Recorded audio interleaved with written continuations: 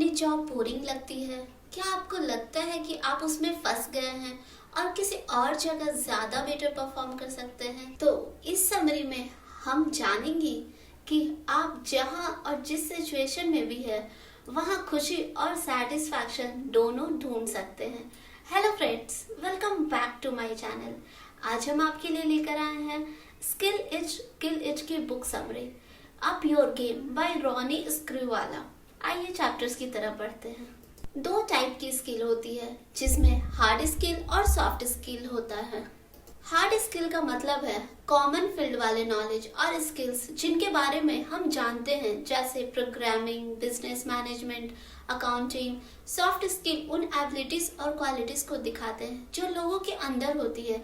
उन्हें डेवलप करने के लिए प्रैक्टिस और लगन की जरूरत होती है, लेकिन सॉफ्ट स्किल का होना आपको अपनी कंपनी या इंडस्ट्री में एक वैल्यूएबल बना देगा। जैसे मान लीजिए आप प्रोग्रामिंग में काफी अच्छे हैं लेकिन आपके अंदर कॉन्फिडेंस और लीडरशिप स्किल्स की कमी है, तो आपको अपने करियर में सक्सेसफुल बनने के लिए इन दोनों का डेवलप करना जरूरी है।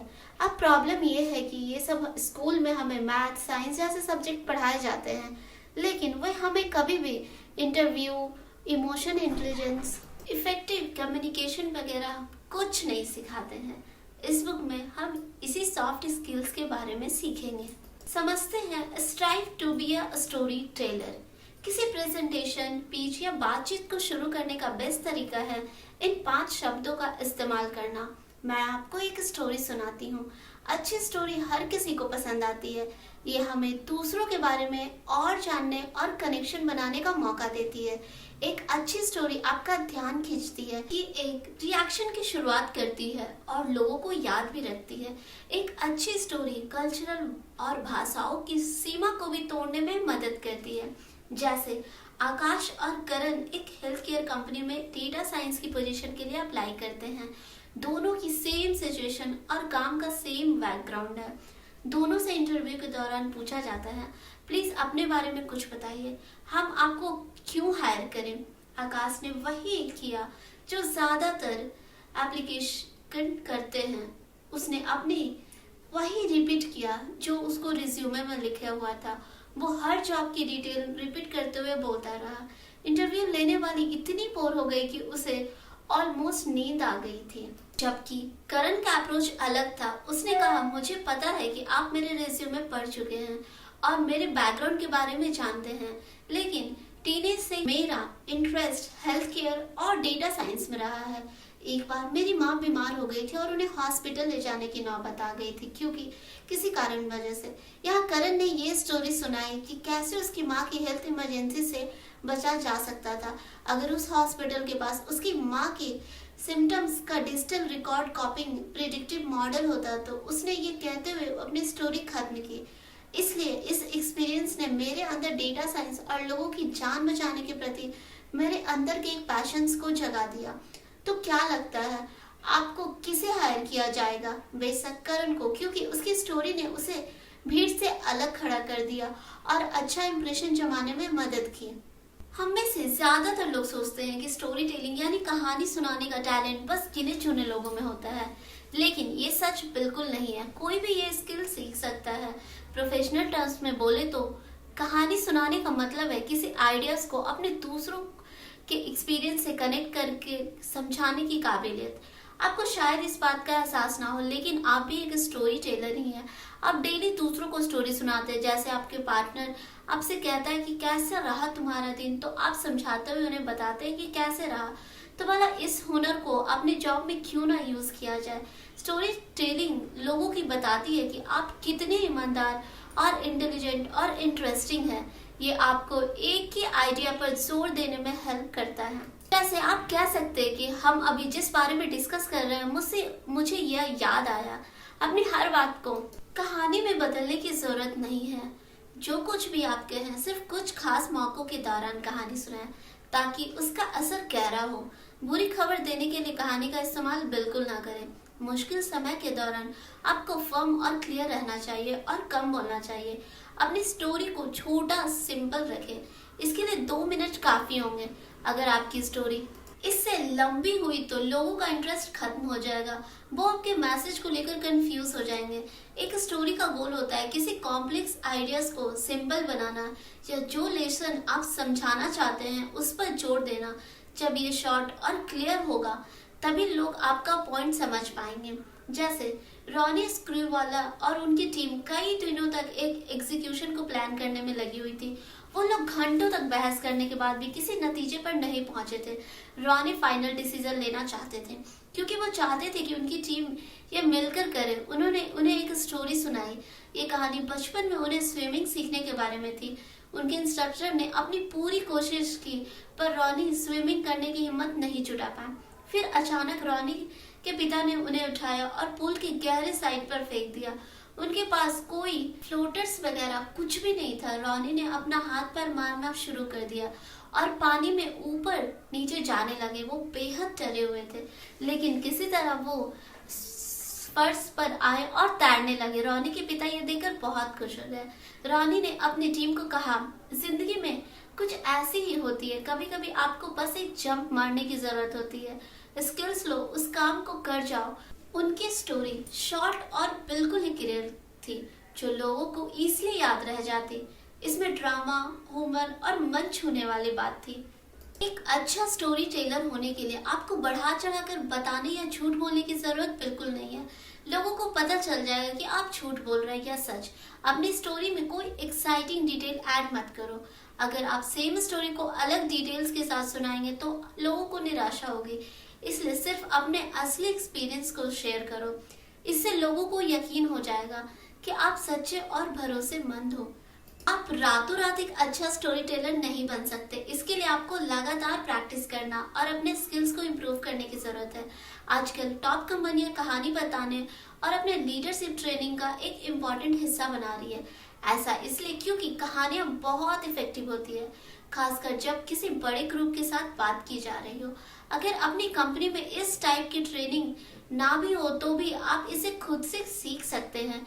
अपनी पर्सनल स्टोरी टेलिंग कीजिए, दूसरों के एक्सपीरियंस भी सुनिए।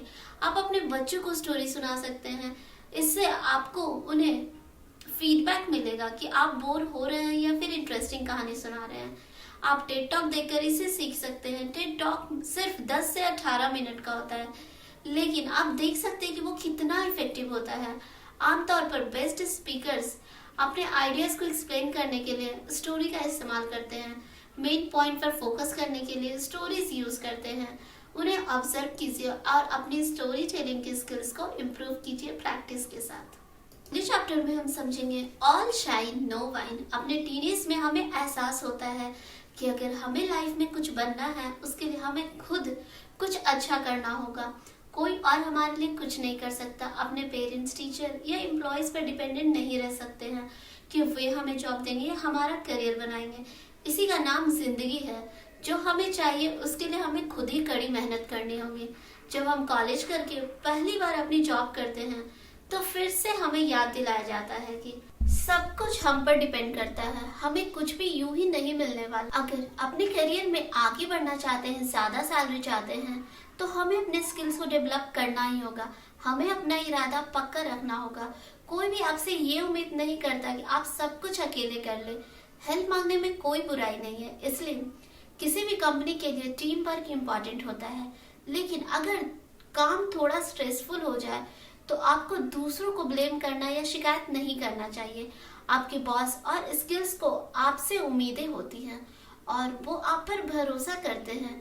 उन्हें टास्क को समझने और एक्शन लेने के लिए आपकी जरूरत पड़ेगी। हम अक्सर दूसरों को सपोर्ट चाहते हैं या चेक करते हैं कि कहीं बाकी लोग हमारे काम स्टार्ट करने से पहले ही तो आगे तो नहीं बढ़ गए। लेकिन हमें ये आदत चेंज करनी होगी। पहला, करना सीखो। आप पे जिम्मेदारी का एहसास और सेल्फ अवेयरनेस होना चाहिए। दो तरह के एम्प्लॉय होते हैं, एक वो जो देखते हैं कि क्या गलत है और दूसरे जिन्हें उम्मीद का किरण नजर आती है। पहले टाइप के लोग वो होते हैं जो हर बात पर शिकायत करते हैं। उन्हें हर बात पर अपने बॉस, अपने कलीग्स और कंपनी को ब्लेम करने की आदत होती है। जबकि दूसरे टाइप के एम्प्लॉय होते हैं जो सॉल्यूशन को ढूंढने वाले होते हैं। हर वक्त शिकायत करने की बजाय वे अपने टाइम का इस्तेमाल प्रॉब्लम्स को इफेक्टिवली फिक्स करने के लिए करते हैं। कुछ कंपनियां अपने एम्प्लॉय को नॉलेज या स्किल्स की ट्रेनिंग देती है। आप अपने कलीग से पूछ सकते हैं या फिर HR डिपार्टमेंट से उनके बारे में पता कर सकते हैं। आगे हम समझेंगे empathy is a sign of strength not weakness. Empathy का मतलब होता है हमदर्दी, दूसरों को फीलिंग्स को समझना। इसका मतलब है खुद को दूसरों की सिचुएशन में रख कर देखना। अगर आप हमदर्दी दिखाओगे तो आपको भी वही मिलेगा। एम्पैथी लोगों को इंस्पायर करती है और भरोसा कायम करती है। इसका सीक्रेट बस ये है कि आपको पता होना चाहिए कि अपने वर्क प्लेस में कब और कहाँ हमदर्दी दिखानी है। काम में एम्पैथी दिखाने का मतलब है कि ये नहीं है कि आप कमजोर हैं। इसका मतलब ये नहीं है कि आप लोगों को अपना फायदा उठाने दें। एक मैनेजर या टीम लीडर स्ट्रांग होने के साथ साथ अपने एम्प्लॉयज को जरूरत पड़ने पर हमदर्दी भी दिखा सकता है। वर्क प्लेस में एम्पैथी का मतलब होता है इस बात से वाकिफ है कि सब अपनी पर्सनल लाइफ भी है जो अक्सर हमारे काम को अफेक्ट कर सकती है। तो आप एम्पैथी कैसे दिखाएंगे? आप कमजोर कभी ना लगे और कोई आपको बेवकूफ भी ना समझे। एग्जाम्पल के लिए आप सेल्स टीम के लीडर हैं। 9 बजे आपकी जूम मीटिंग है। शुरू के 15 मिनट आप टीम को अपडेट करते हो। उसके बाद हर एक मेंबर अपनी प्रोग्रेस प्रेजेंट करके मौका देता है। आप नोटिस करते हैं कि पिछले कुछ दिनों से शीता हमेशा 9:15 पर लॉगिन कर रही है। एक दिन आप उसे मीटिंग के बाद फोन करते हैं और आप पूछते हैं कि क्या प्रॉब्लम है, तुम डील्स तो क्लोज कर रही हो ना, लेकिन ऐसा लगता है कि जानबूझकर मीटिंग के 15 मिनट मिस कर देती हो। वो कहते हैं कि उनके इंटरनेट में कुछ प्रॉब्लम्स है। तो देखा, आपका जवाब दिखता है कि आपको उसकी पर्सनल प्रॉब्लम की परवाह है। हो सकता है कि उसे सच में प्रॉब्लम हो, लेकिन आप उसे ये भी बता रहे कि आपको पता है कि वो झूठ बोल रही है। इस तरह से आप उसे अपनी प्रॉब्लम्स को शेयर करने का मौका देते हुए भी जता भी देते हो कि आपको बेवकूफ कोई नहीं बना सकता। इस चैप्टर में हम समझेंगे future proof your career. Ronnie Screwvala अक्सर 2 सवाल पूछे जाते थे। आपने सबसे बड़ा सबक क्या सीखा? आपकी सबसे बड़ी गलती क्या थी? उनका जवाब हमेशा सेम रहता है। रॉनी मानते हैं कि उन्होंने अपना सबसे बड़ा सबक अब तक नहीं सीखा है। उनसे अब तक सबसे बड़ी गलती नहीं हुई है। जब आप इस तरह की सोच रखते हैं तो आपका माइंड जिंदगी भर इम्प्रूवमेंट के लिए खुला रहता है। आप ये मान लेते हैं कि अभी आपको बहुत कुछ सीखना बाकी है। जैसे रॉनी मार्केटिंग, इनोवेशन और क्रिएटिविटी में अच्छे हैं। जहाँ नंबर्स, फाइनेंस और टेक्नोलॉजी की बात आती है तो वो खुद को कमजोर मानते हैं।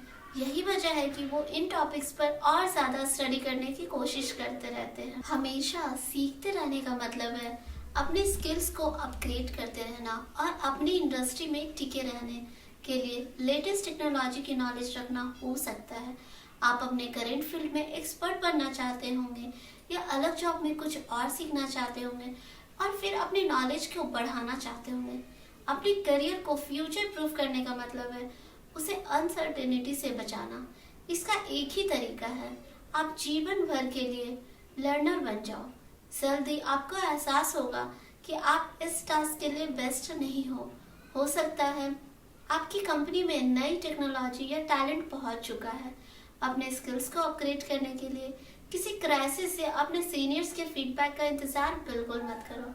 अपने करियर को फ्यूचर प्रूफ बनाने के लिए जो करना है अभी से करो। कई लोगों को लगता है कि लगातार सीखते रहना बेकार की चीज है। वो सोचते हैं कि सिर्फ कॉलेज की डिग्री होना ही काफी है, इसलिए एक्स्ट्रा कोर्स पर पैसा और टाइम वेस्ट करना बेकार समझते हैं। लेकिन ये माइंडसेट बिल्कुल ही रिस्की है। उन लोगों को पता ही नहीं होता है कि ग्लोबल वर्कफोर्स कैसे चेंज हो रहा है। अगर लोग अपने स्किल्स को अपग्रेड नहीं करेंगे तो उनकी जॉब भी जा सकती है। लोगों को अपने काम में स्पेशलिस्ट और एक्सपर्ट बनना होगा, वरना उनकी जगह किसी और को दी जाएगी। हमारे पेरेंट्स, दादा दादी बिना एडिशनल ट्रेनिंग लिए सालों साल तक एक ही जॉब करते थे, लेकिन आज की करंट जनरेशन के साथ ये चीज बिल्कुल ही अप्लाई नहीं होती है। हम यहाँ ज्यादा डिग्री की बात नहीं कर रहे हैं, बल्कि ज्यादा स्किल्स की बात कर रहे हैं।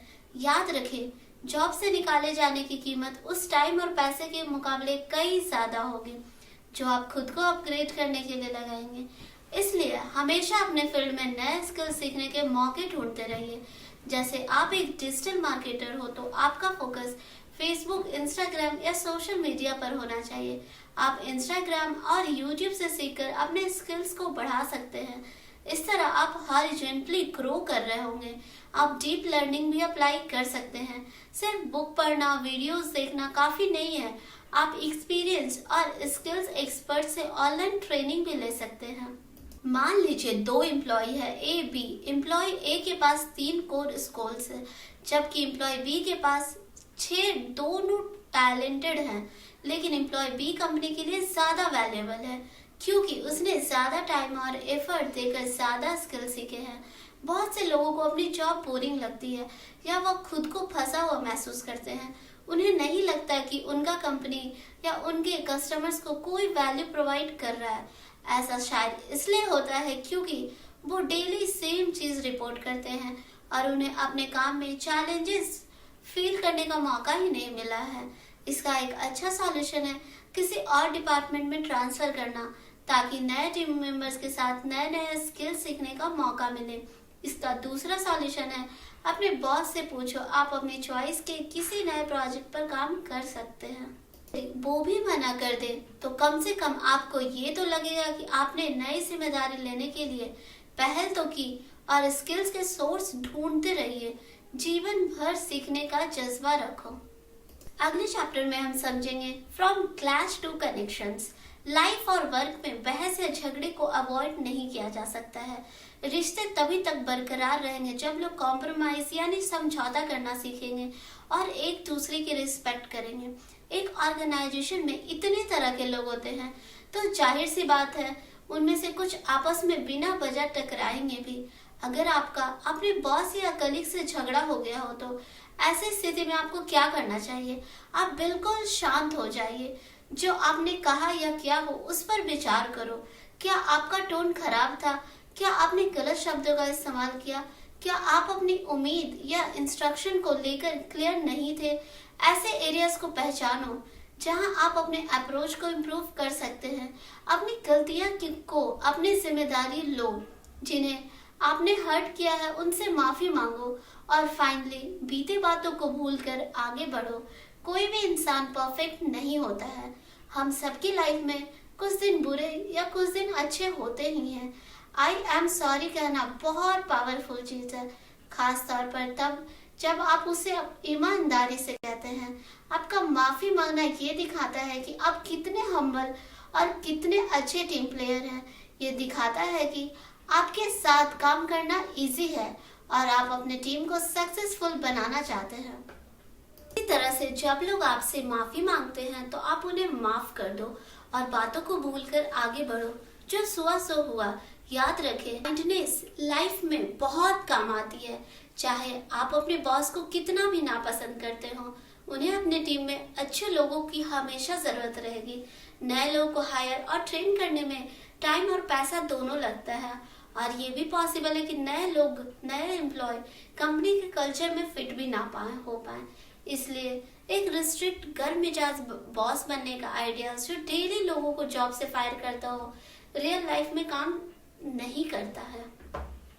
अपने बॉस की नजर में आने के लिए आप क्या कर सकते हैं?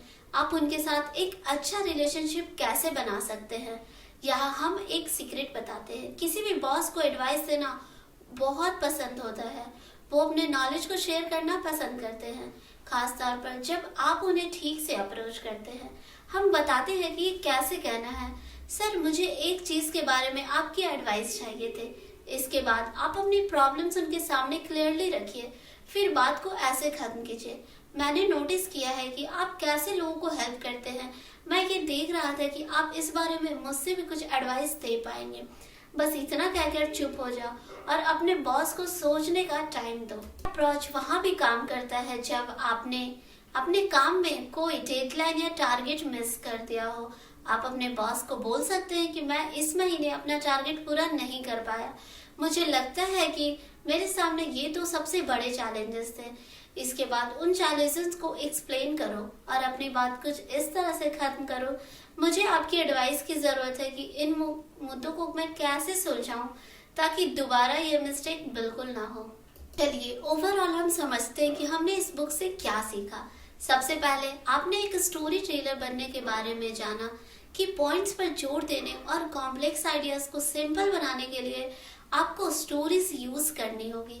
एक अच्छी स्टोरी आपको ऑडियंस से कनेक्ट करने में मदद करती है और वो भी आपको बात आसानी से रख पाते हैं। सेकंड, अपने प्रॉब्लम सॉल्वर बनने के बारे में सोचा और जाना दूसरों को ब्लेम करना, शिकायत करना और बहाने बनाना ये सब बुरी आदतें हैं जो आपको सक्सेसफुल होने से रोकती है। इसकी वजह सॉल्यूशन ढूंढने पर फोकस करें। थर्ड, अपने एम्पैथी के बारे में जाने। एक लीडर स्ट्रांग होने के साथ साथ लोगों के प्रॉब्लम्स को भी समझ सकता है। एक कलीग के तौर पर आप उनकी बात सुन सकते हैं और उन्हें टाइम दे सकते हैं। एम्पैथी दिखाने में सबसे आगे रहें। जब आप ऐसा करते हैं तो लोग आप पे भरोसा करेंगे और आपको उनसे रिस्पेक्ट भी मिलेगा। फोर्थ, अपने एक लाइफ लॉन्ग लर्नर बनने के बारे में जाना। ऐसा करने से आप फ्यूचर में आने वाले चैलेंजेस से अपने करियर को बचा सकते हैं। आप अपने फील्ड के एक्सपर्ट बन सकते हैं, अपनी बाकी एरियाज को एक्सपैंड कर सकते हैं। अपना माइंड खुला रखें और नए स्किल्स सीखते रहें। फिफ्थ, अपने हाई करियर ग्रोथ के बारे में जाना और आगे बढ़े। अपनी बड़ी जिम्मेदारियां लेना सीखें। आप जितना ज्यादा प्रॉब्लम सॉल्व करते रहेंगे उतना ज्यादा सीखेंगे। अच्छा वर्क एथिक्स मेंटेन करें। अपनी कंपनी को साबित करें कि आप हायर पे और प्रमोशन डिजर्व करते हैं। सिक्स्थ, आपने कनेक्शन बनाने के बारे में जाना। गलती होने पर माफी मांगे और आगे बढ़े। इसी तरह माफ करना भी सीखें। जिन्होंने आपका दिल दुखाया है उन्हें माफ करें। अपने बॉस के साथ कनेक्ट करने का तरीका सीखा। उनके एडवाइस लें या आपकी नजर में उन्हें उठाएगा और आपको नोटिस करेंगे। सेवेंथ, अपने मेंटरशिप के बारे में जाना। एक अच्छा मेंटर वो होता है जिसका नजरिया आपसे अलग होता है।